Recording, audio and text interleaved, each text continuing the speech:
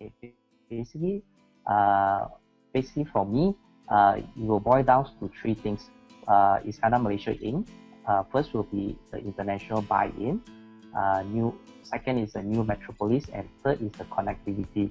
Now, what I mean by international buy-in is, for the longest time, I'm not sure how many of you all is from Johor. Okay, myself, I'm from KL. So before Iskandar Malaysia started, the only time that I pass by Johor or JB is when I go to Singapore. So it's pretty much like a stopover city. Of course, once Iskandar Malaysia comes in, there's a lot of international investors, Singaporeans investing, and of course a lot of China developers, the US, Japanese, and all that. So it's the international investors that make Iskandar Malaysia special. Without these international people, buying in means they buy into the Iskandar Malaysia story, they buy into the potential. Without this buy-in, it will be very hard for Iskandar Malaysia to take off. So that will be the first critical success factor. Second would be the ability for Iskandar Malaysia to transform it into a new metropolis. Right now, you see a lot of people, they are investing business. Yes, they are moving in their factories or their headquarters and whatnot to Iskandar Malaysia. But in terms of residential people moving in, it's still not very much, probably a quarter, whereas the majority of the property investors, they are more of investors. So in order for Iskandar Malaysia to prosper in the long term, it needs to be a real living metropolis, a place that people live, work and stay. So how Iskandar Malaysia is able to transform that?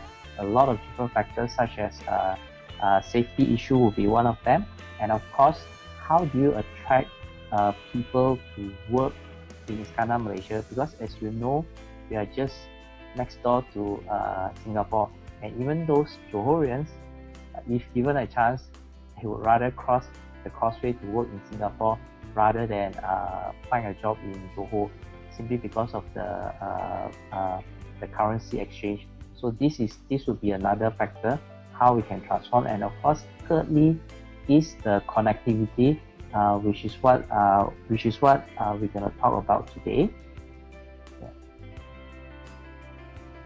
Okay, if you can see where this is actually a map that shows where is the urban sprawl direction heading towards. And of course, JB City would be the most concentrated in terms of population, but not everyone will be able to stay in the city.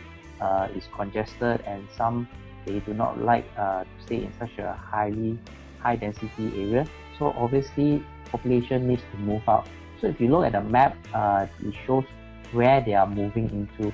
So when you look at this, there are actually few strategies that you can actually go into. Of course, areas nearer to Singapore like JB, Nusa Jaya, nearer to the second link, this will be somewhat expensive.